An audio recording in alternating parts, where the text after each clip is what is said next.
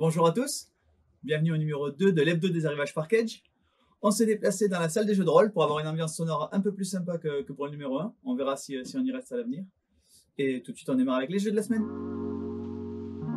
Alors je commence par pas un jeu, mais un truc qui est super pour tous les joueurs. C'est un sac à jeu. Parce que vous savez tous comme moi que quand vous voulez prendre plein de jeux, les sacs du commerce ne sont pas forcément adaptés. Donc voilà un sac pour transporter vraiment plein de jeux. D'ailleurs tous les jeux de la semaine sont dedans, avec la grande poche principale et les petites poches à l'avant pour les petits jeux. Premier vrai jeu, Alice au Pays des Mots. Alice au Pays des Mots, c'est un jeu familial. Le principe du jeu, c'est que vous êtes invité chez la Reine de Cœur pour le thé, et la Reine de Cœur va vous donner des sujets de conversation, mais elle va en même temps vous empêcher de dire tous les mots que vous voulez, parce que c'est la Reine de Cœur.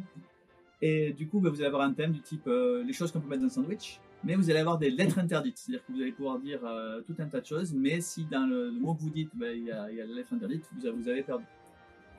Ce qui est très sympa dans ce jeu, c'est qu'il y a la petite théière minuteuse, parce qu'évidemment, vous n'avez pas tout le temps de votre vie pour trouver un nouveau mot. La Reine de Cœur, elle est là pour mettre de la pression et éventuellement pour vous couper la tête. On lui tranche la tête! Et du coup, la petite théière est super sympa. Sword and Sorcery. Sword and Sorcery, c'est un jeu assez volumineux comme vous le voyez, un classique de l'Heroic Fantasy, un jeu coopératif où vous jouez des héros contre les forces du mal représentées par le jeu. C'est pas un jeu neuf, mais ce qui est neuf dans ce jeu, c'est qu'effectivement, on a sorti, les gens de chez Intrafer ont sorti 4 nouveaux packs de héros. Donc ce sont des packs qui vous permettent de jouer de nouveaux personnages, avec des nouveaux pouvoirs, revivre les aventures avec un biais un peu différent. Stratego Assassin's Creed. Alors Stratego, c'est pas franchement une nouveauté, hein, c'est un jeu qui date de 1946. Vous doutez bien que c'est pas la première édition, d'autant que c'était déjà basé sur un jeu qui s'appelait l'Attaque qui date de 1909. Mais cette version-ci, c'est la version thématisée Assassin's Creed avec quelques petits bonus du fait de la thématisation. Vous pouvez jouer avec un mode qui vous permet de récolter les fragments d'Eden pour ceux qui ont joué aux jeux vidéo. Stratego, c'est un jeu d'affrontement qui se joue à 2 joueurs où en fait une des particularités c'est que la position de départ dépend des joueurs. C'est-à-dire les joueurs vont placer leurs pièces exactement comme ils veulent. Peut-être mettre leurs pièces les plus fortes en avant et puis les pièces à protéger derrière, mais peut-être complètement l'inverse parce qu'ils peuvent bluffer en mettant des pièces en avant faibles pour faire croire à l'adversaire qu'elles sont fortes.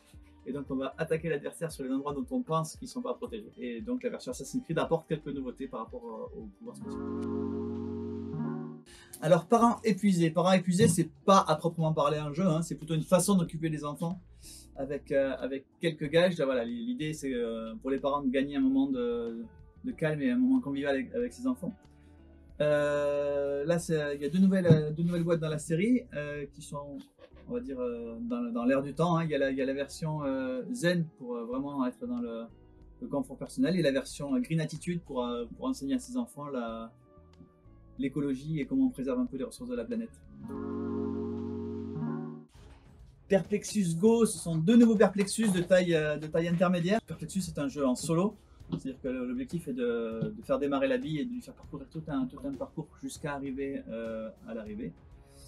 Perplexus, il y a 2 catégories de gens. Il y a ceux qui accrochent pas du tout et qui sont pas dans cette manipulation, et puis il y a les autres, une fois qu'ils les ont pris, ils ont du mal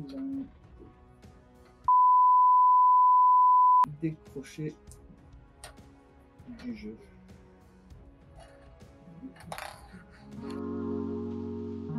Double, je ne vais pas vous présenter Double, hein, c'est un jeu que tout le monde connaît, qui est un jeu de vitesse familiale, de rapidité. Simplement, il y a 2 nouveaux Double qui sont sortis, la version classique de Double, mais en version package écologique, donc c'est du carton, il y a du plastique. Et toujours dans le package écologique, il y a le nouveau Double qui est le Double Commandis, qui vous permet de jouer à Double avec des gâteaux, des hamburgers, des kiwis, et tout un tas de bonnes choses à manger.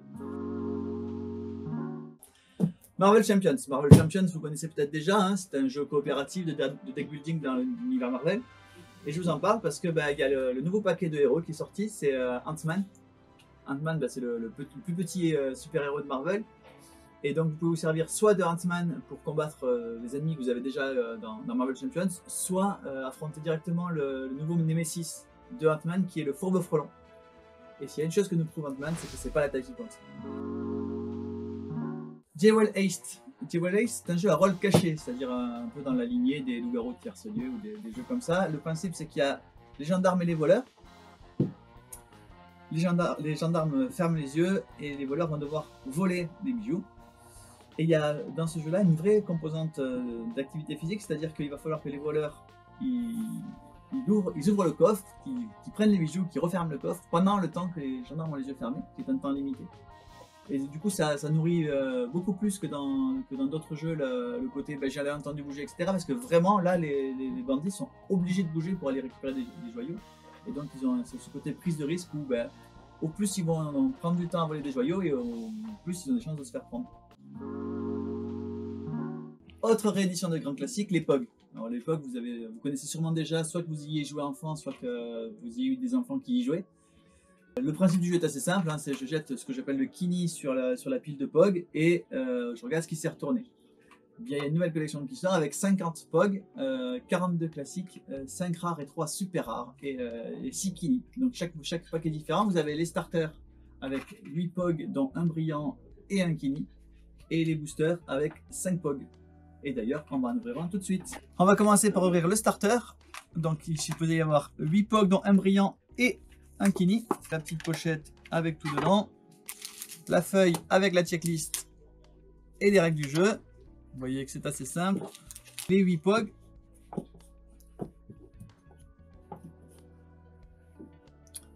Et l'authentique kini. Brillant lui aussi. Donc il y a 6 kini différents. Et 50 POG au total à collectionner. On va rajouter à ça le booster. Donc pareil, une pochette avec 5 POG. Et on a du bol parce qu'il y a de nouveau un brillant. Et 0 double.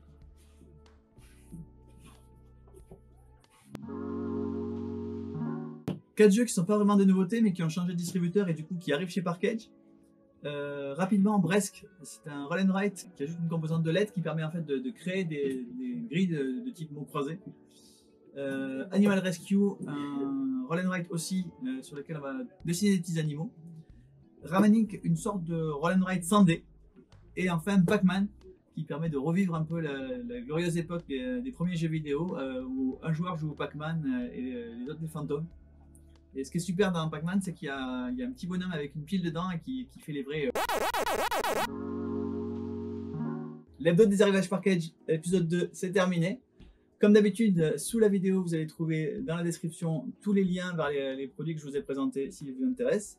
Et on se retrouve la semaine prochaine pour le numéro 3.